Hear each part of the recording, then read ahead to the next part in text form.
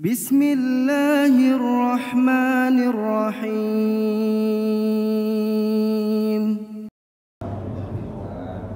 Alhamdulillahilladzi ja'ala kulla syai'in i'tibaran wa irsyadan lil muttaqin alladzina yattabi'una sabilal anbiya'i wal mursalin. Asyhadu an la ilaha illallah wahdahu la syarika lah wa asyhadu anna sayyidina Muhammadan abduhu wa rasuluhu la nabiyya ba'dahu. Allahumma shalli wa sallim wa barik ala sayyidina Muhammadin wa ala alihi wa sahbihi ajma'in, amma ba'd. Amma ba'du, faqad qala Allah Ta'ala fi kitabihil karim wa huwa asdaqul qailin. A'udzu billahi minasyaitonir rajim. Bismillahirrahmanirrahim. Wa idz ta'adzana rabbukum la in syakartum lazidannakum wa la in kafartum inna 'adzabi lasyadid. Shadaqallah wa shadaqa Rasulullah sallallahu alaihi wasallam. Ayuhal jamaah karim, para pengharap ampunan dan keridhaan Allah Subhanahu wa taala, para pecinta Rasulullah sallallahu alaihi wasallam yang semoga kumpul dan rutin kita pada malam hari ini, pada waktu yang sangat mulia ini, senantiasa mendapatkan keridhaan dari Allah Subhanahu wa taala dan dicatat sebagai amal ibadah insyaallah Subhanahu wa taala. Subhanallah, alhamdulillah, biiznillah, pada malam hari ini kita bisa kembali bermuajahah dalam rangka bersama-sama kita ngaji sama Syekh Salim Sumail Hadrami yang beliau tuangkan dalam sebuah kitab bernama Safinatun Najah. Besar satu harapan semoga kelak apa yang kita baca, apa yang kita pelajari bisa bermanfaat buat kehidupan kita di dunia wal akhirah. A'udzu billahi minasyaitonir rajim. Bismillahirrahmanirrahim. Ridha wa li syafaati Rasulillah Muhammad sallallahu alaihi wasallam, khususun li muallifi hadzal kitab al-alama Syekh Salim bin Sumail Hadrami wa bi niyyatil futuh wal muluk wa rusul wa salahil jasadi wa ruh bi sirri asraril Fatihah. Bismillahirrahmanirrahim. Alhamdulillahi rabbil alamin arrahmanir rahim maliki yaumiddin. Iyyaka na'budu wa iyyaka nasta'in. Ihdinas siratal mustaqim. Shiratal ladzina an'amta 'alaihim ghairil maghdubi 'alaihim waladdallin. Rabbighfirli wa liwalidayya wa lil mu'minina. Amin. Fatihah sekali lagi kita niatkan buat anak keturunan kita semua. Semoga Allah jadikan anak keturunan yang saleh-salehah, biar bahagia hidupnya dunia akhirat, selamat hidupnya dunia akhirat, mulia hidupnya dunia dan akhirat. Al-Fatihah. A'udzu billahi minasyaitonir rajim. Bismillahirrahmanirrahim. Alhamdulillahirabbil alamin arrahmanir rahim maliki yaumiddin. Iyyaka na'budu wa iyyaka nasta'in. Ihdinas siratal mustaqim. Shiratal ladzina an'amta 'alaihim ghairil maghdubi 'alaihim waladdallin. Rabbighfirli wa liwalidayya wa lil mu'minina. Amin. Bismillahirrahmanirrahim. Wa qala Syekhul Mu'allif rahimahullahu ta'ala wa adama nafa bihi wa bi barakati ulumihi wa bikum fid dharain amin. Qarradiyallahu ankum. Furudul wudu'i sittatun. Bermula segala fardu wudu itu ada 6. Al-awwalu an-niyatu. Bermula yang pertama itu niat. Atsani ghuslul wajhi. Bermula yang kedua membasuh muka. Ats-tsalitsu ghuslul yadaini ma'al mirfaqaini. Bermula yang ketiga itu membasuh dua tangan serta dua sikutnya. Ar-rabi'u mashu syai'in minar ra'si. Bermula yang keempat itu menyapu sesuatu setengah daripada kepala. Al-khamisu ghuslul rijlaini ilal ka'baini. Bermula yang kelima itu membasuh dua kaki hingga dua mata kaki. As-sadisu at-tartibu. Bermula yang keenam itu adalah tertib. Jamaah sekalian, inilah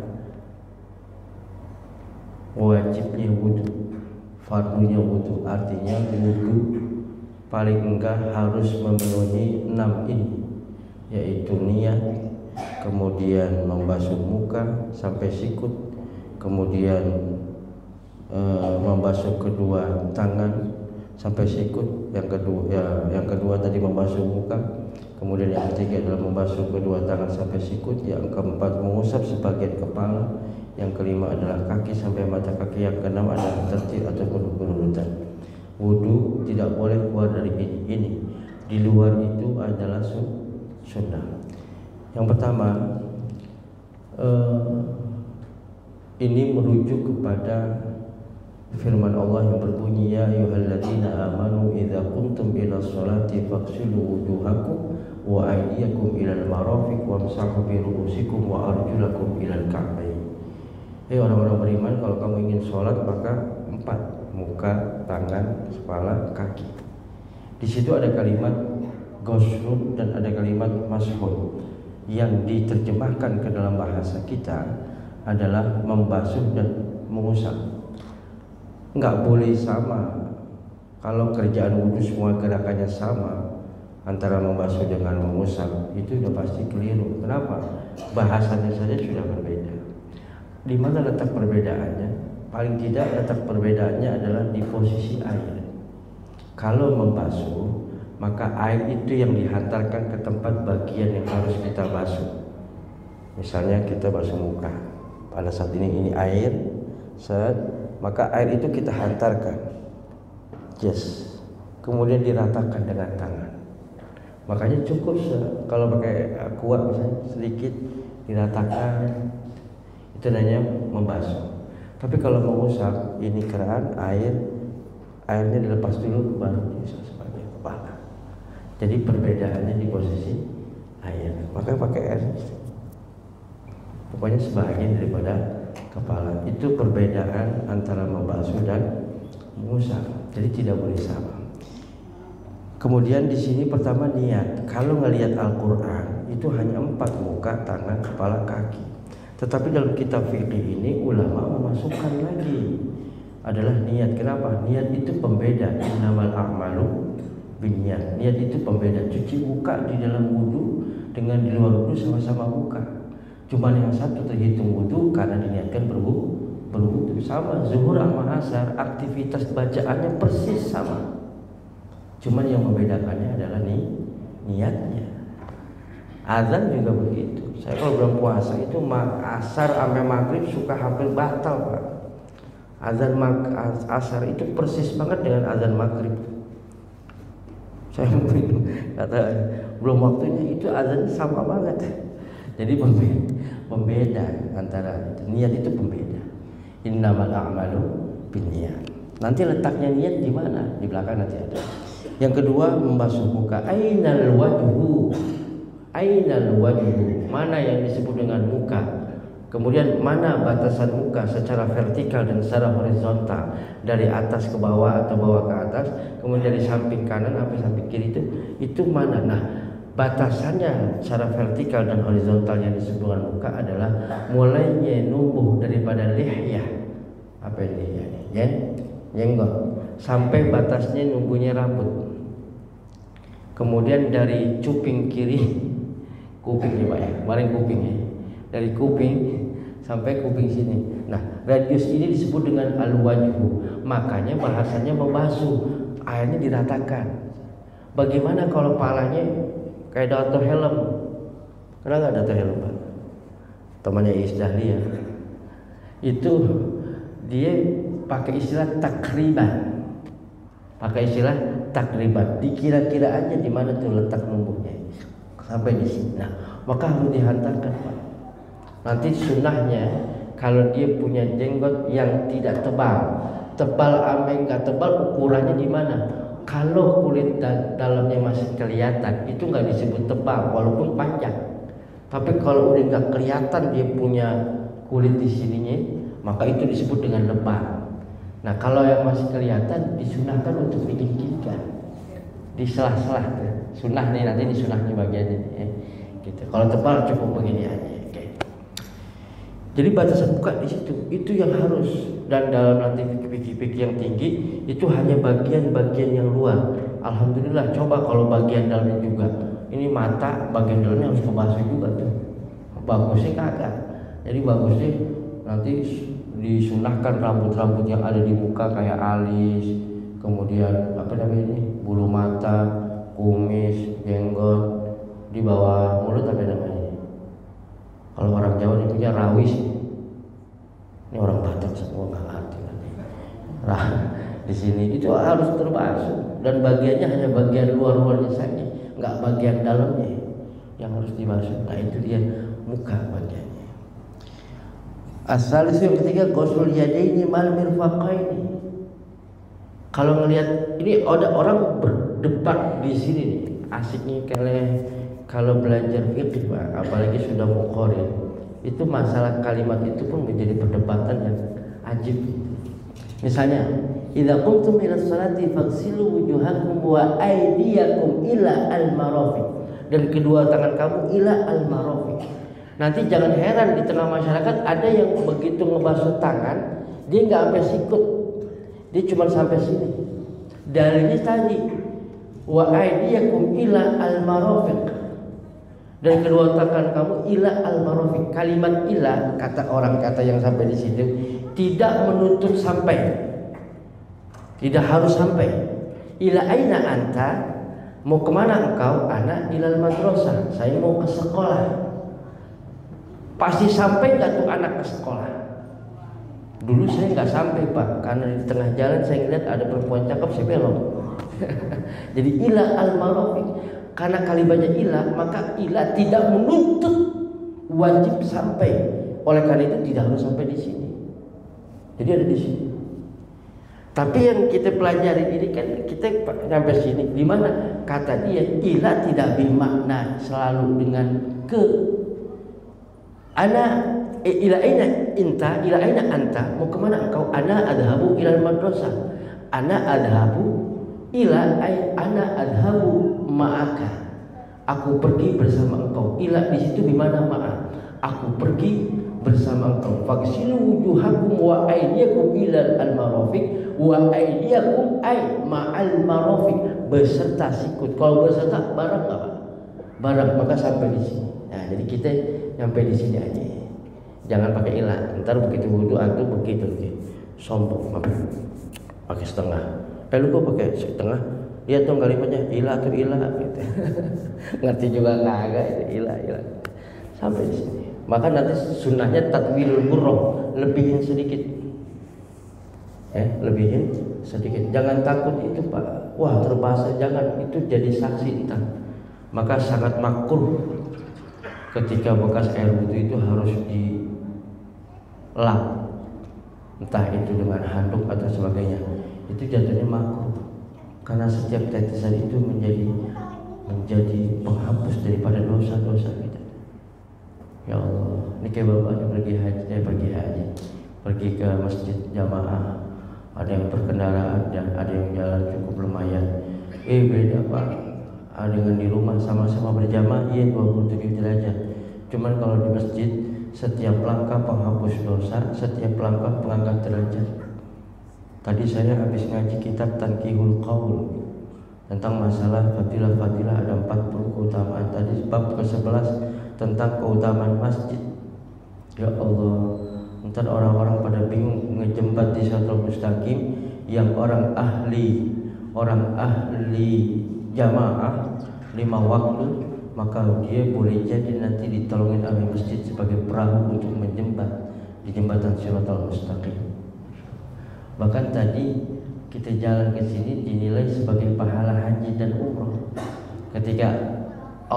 Ketika Rasulullah berpesan kepada Sayyidina Ali, ya Ali, alaika bis sholatil jamaah fa innaha 'indallahi kamasyika ilal haji wal umrah. Ali, hendaklah kau sholat berjamaah, karena sholat jamaah di sisi Allah adalah seperti perjalanan ibadah haji dan umrah. Kamasyika ilal haji wal umrah. Masya Allah. Ntar pulang ditanya sama istrinya, dari mana Bang? Habis haji gue. Pak Haji mau mana? Mau umroh. Umrohnya di masjid apa namanya? Al-Ihsan, Al-Hidayah. Wah, dapat hidayah semua dong nih. Jadi nanti gitu. Dari mana? Habis haji mau umroh. Yes. Ntar ditagih zam-zamnya mana? Nilainya apa kayak begitu?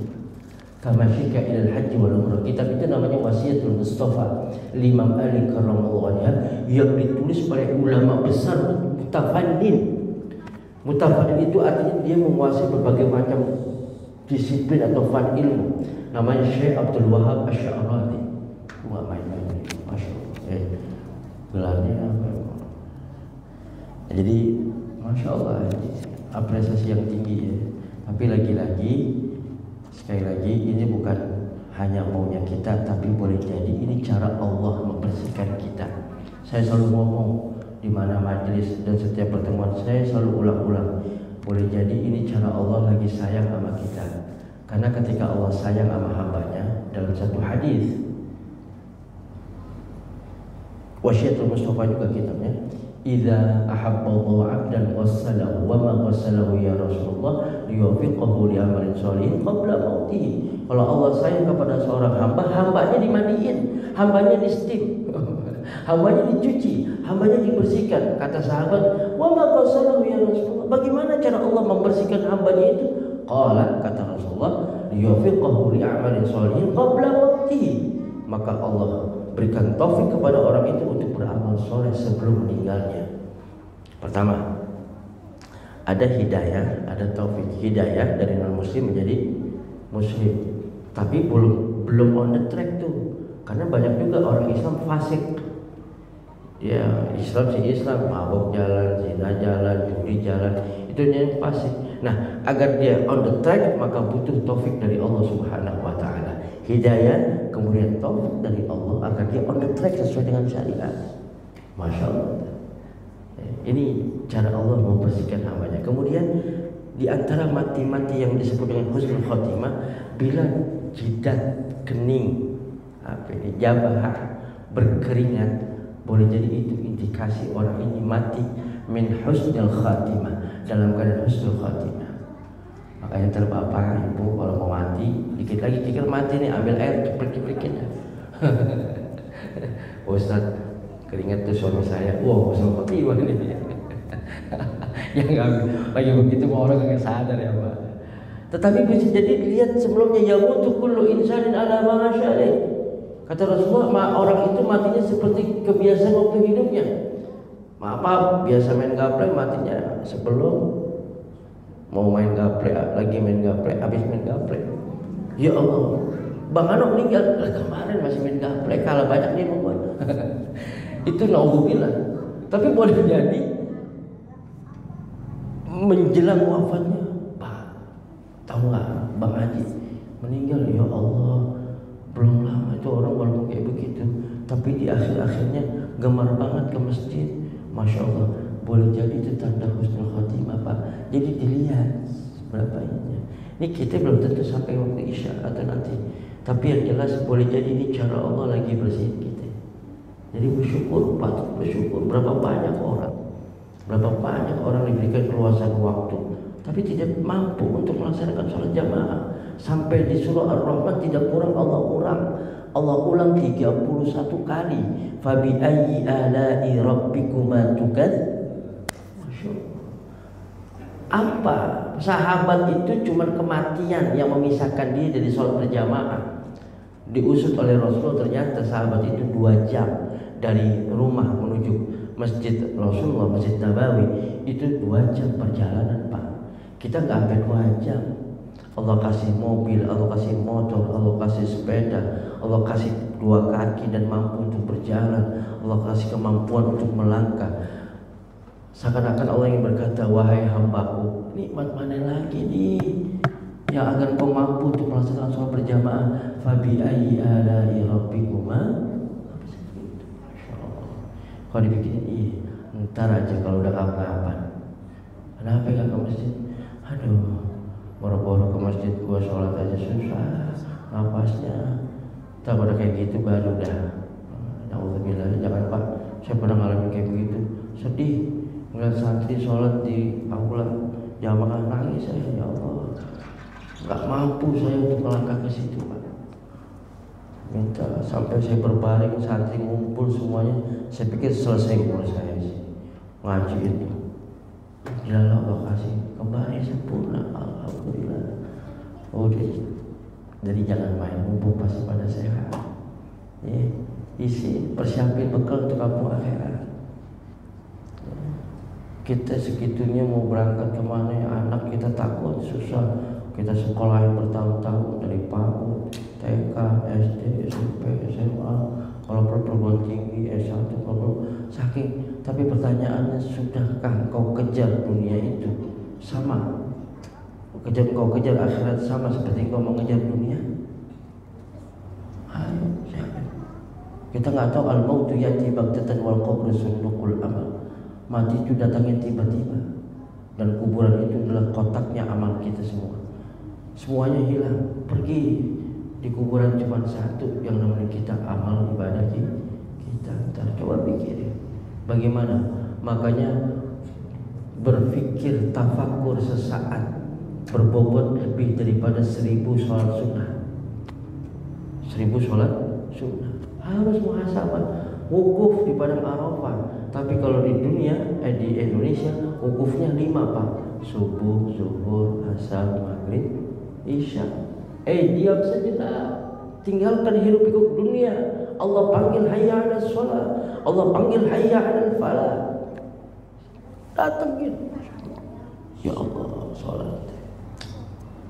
Minta disolatin, coba. Makanya kata Nabi, aksiru dzikra hadhil ladzat. Umatku, perbanyak mengingat sesuatu yang memotong kenikmatan dunia. Apa itu ya Rasulullah? Al-maut adalah kematian. Entar nyesel deh kayak Fir'aun. Kenapa sudah diugir? Kenapa sudah di kerongkongan baru amantu bi rabbi Musa wa Harun. Ya Allah, aku beriman dengan Tuhan Nabi Musa dan Harun. Udah ketutup. Masya Allah, udah ketutup. Mudah-mudahan Allah bimbing kita terus ya untuk nikmat ibadah. Paksakan. Walladzi jahadu fina lanahdiyannahum subulana. Harus dipaksakan ibadah. Paksakan dulu, paksakan. Kalau kata guru kita dulu, Allahumma qarsa, ya Allah biar repot dipaksa. Allahumma qarsa, ya Allah biar repot dipaksa. Paksakan. Nanti jadi kepaksa, jadi biasa. Nikmat. Kalau antum biasa melakukan suatu amal ibadah kebaikan dan antum melakukan secara kontinu, pada saat antum tertinggal amalan itu, merasa hatinya resah dan gelisah, boleh jadi itu tanda kita sudah usul bagus di Allah. Kan ada tuh kadang-kadang, ya Allah, kenapa lu sedih banget?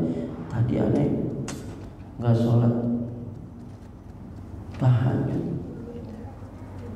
gelisah. Boleh jadi kiamulan itu. Maka dikatakan oleh Ibnu Athaillah dalam kitab Syarah Hikamnya, al-istiqamah khairun min alfi karamah. Istiqamah itu lebih hebat daripada 1000 karamahnya para wali. Jadi antum mau ziarah kemana-mana lah, 1000 karamahnya kalah, 1000 karamahnya para wali kalah dengan antum istiqamah melaksanakan sholat berjamaah di masjid. Tiap hari antum, masya Allah, ada orang nangis, sholat nangis.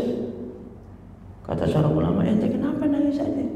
Sampai selesai sholat isya masih nangis. Apa ternyata dia selama tidak kurang 40 tahun itu yang namanya sholat berjamaah selalu di saf pertama. Tumben-tumbenan dia di saf kedua. Lantaran lagi dia asik ini, dia batal, dia waduh, begitu balik ditempatin orang, udah nggak ada lagi saf pertama. Akhirnya dapat di saf kedua pas sholat isyanya. Dia nangis, senangis-nangisnya. Kenapa? 40 tahun saya sholat berjamaah, baru kali ini saya sholat di saf kedua. Masya Allah. Kita 50 tahun baru tumben gua sholat jamaah. Masya Allah. Ntar kalau jarang ke masjid, sekali ke masjid paling depan Pak, imam kalah. Imam kalah. Di depan imam sholatnya songong banget. Nggak pernah ke masjid, sekali ke masjid songong tuh orang. Di depan imam. Jadi mayit. Allah Akbar. Bisikin, kemana aja kemarin. Ya Allah. Yang jadi sampai sikit ini yang ketiga. Yang keempat adalah mengusap sebahagian dari kepada kepala. Bukan sya'run ya, bukan rambut, tapi ra'sun, kepala. Usap sebahagian. Sunahnya kemarin dari bawah ke atas. Jadi jangan diledekin. Saya dulu orang kagak tahu main ini ya, gampang banget orang sekarang. ngejas gitu. Makanya kalau orang sudah paham tentang perbandingan mazhab, nggak gampang nyalain orang. Mau begini kek, mau begini kek, mau begini kek, mau begini kek, terserah dah. Karena ada hukumnya dan sudah tahu, nggak bakal ini dia begini kata. Tapi itu orang wudu mubazir air brengsek banget, itu sunat tahu. Oh sunat tak? Tapi kan kecipratan di wudu di samping begitu. Enggak juga. Jadi yang penting terbasuh sebahagian kepala kita. Yang kelima wal khamisu ghuslul rijlaini ilal ka'bain. Yang kelima itu membasuh dua kaki sampai mata kaki. Sampai mata kaki. Tatwilul qurrah lebih dikit dah.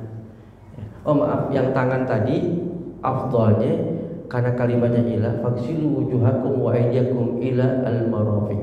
Jadi ngambilnya dari bawah, dari sini sampai sini. Air tuh begini kan. Jadi diusapnya Pak, ini dari sini sampai sikut. Bagaimana kalau dari sini? Boleh nggak? Boleh. Cuman kan kayaknya kalian susunan redaksinya ila, berarti ila ke sampai sini beserta sikut. Jadi apa lagi? 1, 2, 3 boleh nggak? Boleh. Nanti kita akan bicara tentang tajdidul wudu. Kapan dibolehkannya untuk tajdidul wudu? Kapan dia wudu lagi jadi makruh? Ada. Kalau ente wudu tetapi wudunya belum dipakai sholat, ente udah wudu lagi tuh. Nah itu yang disebut dengan wudu makruh. Tapi kalau wudu terus ente udah pakai sholat, masuk waktu sholat berikutnya, maka ketika wudu itu menjadi pahala tambahan kita. Namanya seperti tajdidul wudu, memperbaharui wudu. Nih, jadi dari sini. Boleh nggak? Boleh. Sunnahnya duduk sebetulnya kalau wudu. Makanya kalau antum yang udah pergi umroh itu rata-rata duduk nggak? Yang udah pergi umroh ada nggak nih yang udah pergi umroh haji? Itu di Mekah Madinah rata-rata duduk. Ayo dong doa biar berangkat. Jangan mikirin cara. Kalau mikirin cara emang itu Tuhan itu Allah itu yang mikirin cara. Allah itu yang bikin cara. Kita hanya berdoa. Ud'uni astajib. Doa saja. Saya dulu gitu. Ya Allah pengen banget berangkat haji. Dari pimpinan pesantren yang belum haji gue, padahal sekolah tinggal gue, dia suka nanya sama gue kenapa dia dulu pergi hajinya. Nggak tahunya dia bapaknya dapat amalan ijazah dari guru Kiai Nur Ali At-Taqwa Bekasi Ujung Harapan. Maghrib sampai isya aneh nggak keluar 7 hari. Hari ke-10 orang bilang, Ustadz jangan marah, Ustadz jangan tersinggung. Kenapa Bang Haji? Aneh mau berangkatin Ustadz haji. Allah. Nah, 2012. Aneh dari maghrib saking pengennya, Rabbana anzil alaina ma'idatan minas samai takunu lana 'idan li awwalina wa akhirina wa ayatan minka warzuqna wa anta khairul raziqin. Kebetulan aneh hafal itu ayat. Wah, ini gua tahu. Dulu lagi gemar-gemar yang ngafal, Pak. Ngafal itu bukan waktu kecil, ngafal itu udah segini. Kalau anak kecil mah mabok ngafal lama. Saya ngafal Quran 2 tahun selesai itu anak udah 3, udah jadi dosen. Saya resign, saya keluar ngafal. Kalau anak SD mah ya 10 tahun juga belum tentu bisa. Iya, nanti aja sekolah gitu. Kalau mau ngapal, kalau ngapal kayak segini nih, di rumah itu 50 sampai 60 ilmu umur lansia kayak gini. Jadi kalau orang pada punya majelis taman pendidikan Al-Quran anak-anak, kalau kita taman pendidikan Al-Quran lansia, kalau dikumpul umur 60 tahun ke atas sebelah kanan, umur 60 tahun ke bawah sebelah kiri. Alhamdulillah, insyaallah. Yang keenam adalah at-tartib. Tertib itu artinya sesuai dengan tekstualnya Quran, dari mulai niat, dari muka, kemudian tangan, kemudian sebagian kepala, kemudian kaki, kemudian adalah tertib. Nanti ulama berdebat tuh Pak di situ. Ya, ini kita waktu terbatas. Kalau bicara gini, fikih itu satu beda harokat, maka akan melahirkan hukum yang berbeda di kalimat idza qumtum ila sholati faghsilu wujuhakum wa aydiyakum ila al-marafiq wamsahu bi ru'usikum wa arjula apa wa arjuli. Kalau dia dibaca wa arjula, kalau dia dibaca wa arjuli, hukumnya berbeda ketika dia dibaca wa arjula. Kalau dibaca wa arjulikum, maka hukum kaki sampai ke kepala diusap doang. Kalau diusap, kaki tempatnya kotor, nggak kena Pak, kalau cuma dibasuh usap doang. Kalau gitu jangan dibaca kasal, bacanya fathah, mansub, wa arjulakum. Idza qumtum ila sholati faghsilu wujuhakum wa aydiyakum wa arjulakum, sama kaki sampai ame muka sampai ame tangan. Jadi masya Allah. Nih nanti perdebatan ulama lagi, membasuh dan terbasuh itu beda nanti. Ya. Membasuh itu harus dengan tangan sendiri. Kalau terbasuh, Imam Syafi'i itu terbasuh itu yang penting kena Pak. Makanya dibolehkan nanti pada saat kaki orang suka begini-gini dong kan ya? Ada nggak tuh? Kalau dia pakai membasuh nggak bisa. Nah, membasuh harus dalq, ada begininya, ada gosoknya. Tapi kalau terbasuh yang penting kena airnya. Pakai tangan siapa boleh. Makanya jenazah itu terbasuh, pakai tangan orang boleh, dia diwudui. Pemadam kebakaran. Enggak bercanda. Jadi ulama tuh debat di dalam fikih itu kayak begitu. Membasuh apa terbasuh? Kalau terbasuh kayak begitu boleh, yang penting air nyampe. Tapi kalau membasuh dia harus sampai diuber. Imam Syafi'i terbasuh Pak. Nanti Imam Hanafi membasuh, Imam Malik makanya harus begini, dalam dalamnya. Pakai yang enak aja Mas. Ya. Fikih itu untuk mempermudah, bukan untuk mempersulit. Ini cuma masalah usoli nggak usoli pada berantem, pada kagak teguran. Ya Allah, urusinnya nggak sembahyang, itu bisa sembahyang. Ini kita kadang-kadang pada soleh kagak karuan, soleh kagak karuan deh. Ngurusin yang gitu-gituan. Itu udah perdebatan ulama dulu yang alim-alim. Lu coba madrasah juga kagak, udah paling pinter aja. Ulama-ulama yang ngajinya di atas 30 tahun, hafal Quran, ini baru ngaji Sapina aja udah pada berantem. Usuli emang gak usuli. Emang kalau ya susah dah Indonesia nih. Mudah-mudahan ya kita Allah kasih hati kita lapang, jadi enggak macam Allah Gusti Allah Maha Tahu akhi. Andai kata ada yang enggak sempurna dari keterbatasan ilmu kita, kan kita semuanya masih belajar. Makanya dalam seminggu harus duduk di majelis ilmu, agar nanti kalau kita ibadah banyak ketidaksempurnaan dalam ibadah kita karena keterbatasan ilmu kita, insya Allah dimaafi nama Allah, karena kita masih proses belajar. Jangan enggak, ukurannya di mana belajar? Dalam seminggu harus duduk di majelis ilmu. Jangan enggak. Kalau enggak mati dan batu kita punya hati entar. Itu qasyat qulubuh. Keras nanti punya hati. Masyaallah. Ya, makanya alhamdulillah ya. Di mana aja ngaji enggak harus di sini. Wa niyyatu qasdu syai'i muqtarinan bi fi'lihi wa mahalluha al-qalbu.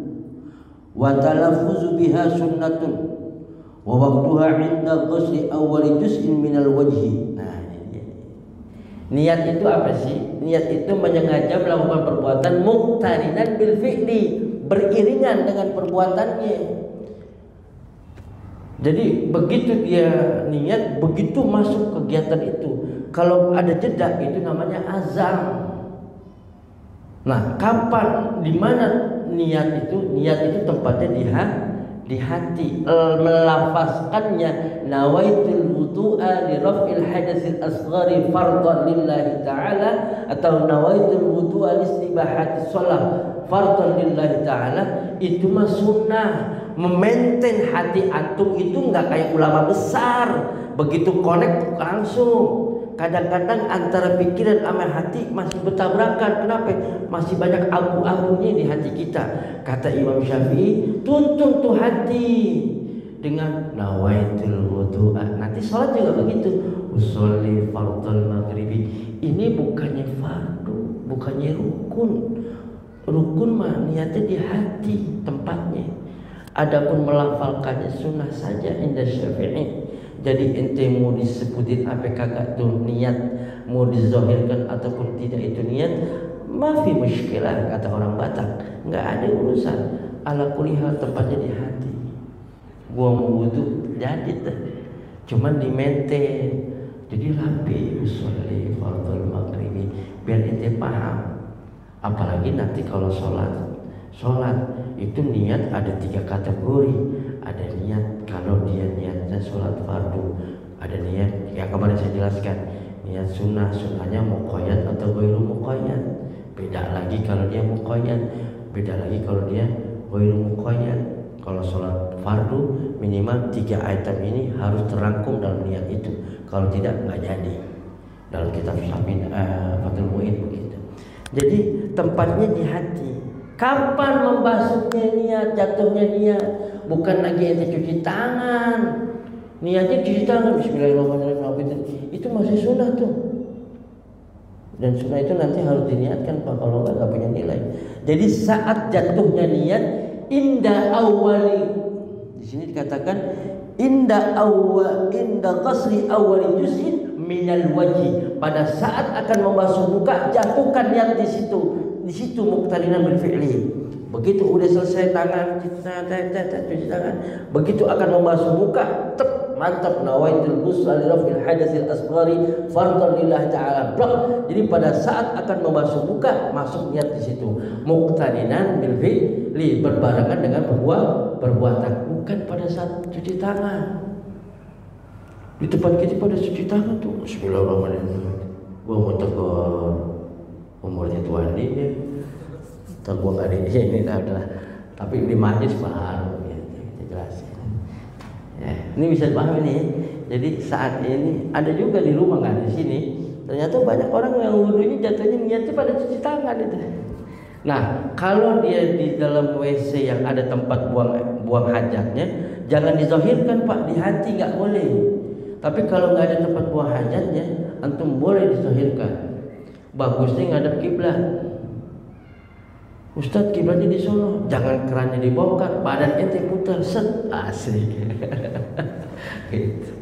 Ala kulli hal ngadep mana aja deh. Kayak orang nikah, waduh kiblat nggak kiblat, alah. Nikah tuh bagusnya di rumah, bukan di masjid. Jadi dosa ntar lo kalau ada orang haid masuk ke masjid. Iya, emang di mana tempat masjid itu nggak boleh arisan di masjid. Tadi saya bawa masjid itu ada hadisnya 40 tahun dilebur amal solehnya lantaran ente ngumurin urusan dunia di dalam masjid. Jangan arisan. Ada dulu orang dulu arisan di masjid. Ya Allah, dia nggak tahu 40 tahun amaliannya dilebur tuh, rontok.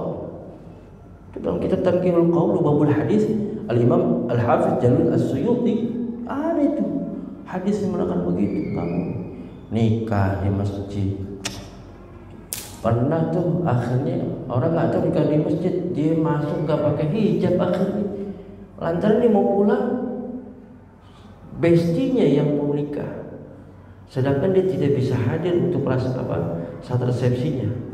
Ada mau nggak mau dia masuk deh ke masjid. Siapa yang dosa tuh? Itu yang bikin acara di masjid. Makanya harus paham, berkahnya nikah bukan di masjid, bukan di depan Ka'bah, di rumah. Beneran di rumah.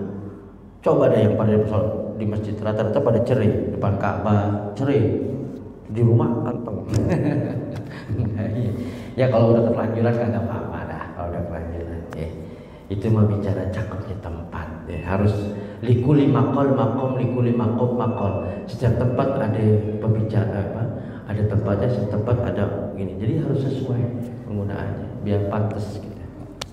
Baik, jadi jatuhnya wallahu a'lam bishawab, mudah-mudahan bermanfaat. Assalamualaikum warahmatullahi wabarakatuh.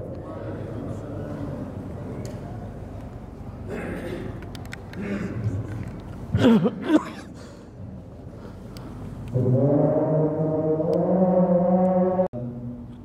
buat pribadi saya, khusus untuk pribadi semenjak saya hijrah, bahwa sesungguhnya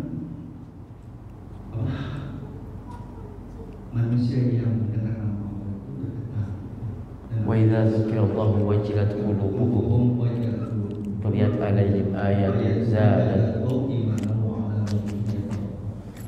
Kalau disebutkan nama Allah maka bertambah bagaimana? Nah itu saya ingin gini Ustaz, karena azan ini bagi saya pribadi merupakan suatu panggilan yang amat dahsyat bagi saya. Memang melalui muazin, tapi Allah memanggil di sela-sela kesibukan duniawi. Allah memanggil dari ratusan orang, bahkan mungkin beberapa orang, mungkin yang hadir ke masjid itu hanya segelintir orang.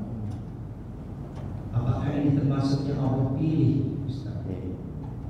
Karena orang dengan azan, karena di Jakarta itu belok kanan belok kiri aja orang aja kemana-mana gitu ya.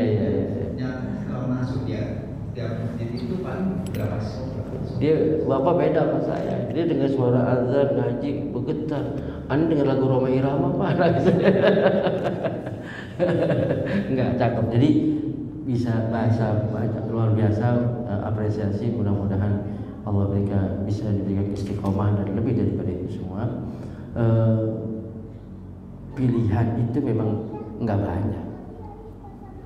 Ya, kita milih, namanya dipilih. Jeruk banyak nih, dipilih yang bagus-bagus, yang nggak mungkin semuanya bagus gitu. Jarang gitu pasti pilihan tertentu. Nah, mudah-mudahan tadi saya bilang ini cara Allah memilih kita. Kita berada di sini, kita berhusnuzon sama Allah.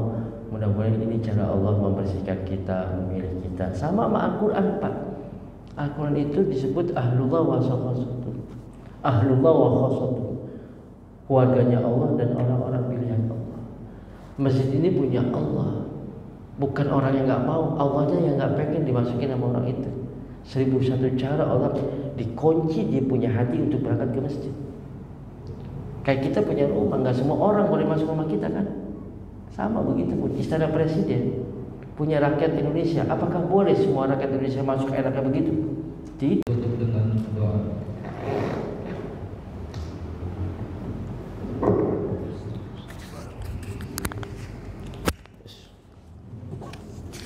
Bismillahirrahmanirrahim. Assalamualaikum warahmatullahi wabarakatuh. Jadi kesimpulannya adalah fardu wudu itu ada 6, di mana ketika kita berwudu paling tidak 6 hal ini yang harus terlaksana dalam kegiatan kita. Di luar itu namanya disebut dengan sunnah. Tadi kita sudah tahu bagaimana perbedaan antara membasuh dengan mengusap. Tadi kita juga sudah tahu mana yang disebut dengan wajah, kemudian mana tangan, kemudian dari atas atau dari bawah dan sebagainya. Kemudian kapan jatuhnya niat? Jatuhnya niat adalah ketika dia membasuh pertama bagian daripada wajah, kemudian melafazkannya adalah sunnah saja, nawaitul wudu'a li raf'il hadatsil asghari fardhan lillahi ta'ala. Kemudian tertib adalah mendahulukan daripada urutan sesuai urutannya, dari mulai niat kemudian muka itu berurutan sampai dengan tertib. Kemudian insyaallah minggu depan kita akan membaca wal ma'u qalilun wa katsirun. Kita akan berbicara masalah air. Baru nanti kita akan berbicara tentang hal-hal yang menjadi kewajiban mandi. Karena nanti mandi wajib itu bagaimana? Kemudian itu baru nanti di belakangnya baru kita akan ketemu masalah hal-hal yang membatalkan wudu dan sebagainya. Ya, di sini urutannya begitu. Besok kita akan bicara masalah air. Ada air dikit, ada air banyak. Apa itu air dikit? Apa itu air banyak? Sekarang orang nyuci di mesin cuci, airnya dikit tapi banyak tuh. Dikit. Andai kata di pakaian kita, anak kita ada najisnya, jadi najis semua nggak itu pakaian. Jadi najis. Bagaimana menyelamatkan itu? Bagaimana menyelamatkan itu agar tidak najis itu bagaimana? Ya, itu air taruh plek, nggak tahu airnya pakainya ada yang najis, jadi najis semua tuh Pak. Makanya harus ngerti itu. Belum lagi nanti kita akan bicara masalah najis. Anak kita kencing di ubin, dipel semuanya, satu ruangan najis semuanya. Satu ruangan jadi najis. Bagaimana cara menyelamatkan dan membersihkannya? Begitu, bukannya dipel semuanya. Kalau semuanya, walaupun pakai wimpol itu gak wangi, tapi najis jadi najis kemana-mana. Begitu. Maka fikih itu membantu itu. Gitu. Fikih itu membantu itu. Bagaimana menyelamatkannya? Kayak air pump campur kaporit kan? Campur kaporit, katanya air sudah tercampur nggak boleh dipakai. Lah bagaimana hukum air pump? Banyak orang-orang yang ngaji ke rumah, kalau usah pakai pump, mesti itu pakai pump, berarti nggak pada sah dong, karena airnya begini.